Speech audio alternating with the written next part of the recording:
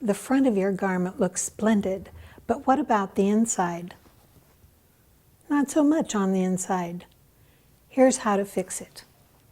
If the garment you are making is lined, proceed to line it, and then, when the lining is in place, baste through the facing and the garment around the buttonhole to hold it from shifting while you finish it. If your garment is unlined, the buttonhole is in the facing and finished in the same way.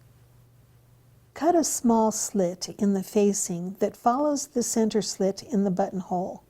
You can mark it by poking straight pins through the ends from the right side.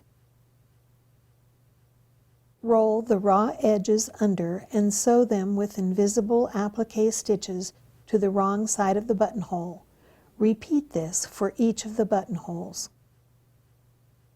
Here's the finished sample, and the buttonholes in this jacket were completed this way.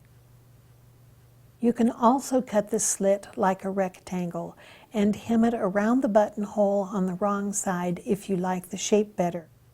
Consider applying a drop of fray check to the corners to discourage any raveling in the future. If the garment you're making is not lined and does not have a facing under the bound buttonhole, cut the original patch larger and use it to finish the wrong side.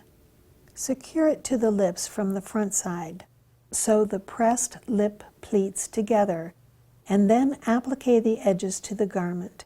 This can be done by hand or by creative top stitching.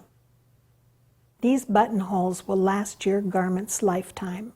Now I'll show you a few tweaks that will take those buttonholes right over the top. Stick with me.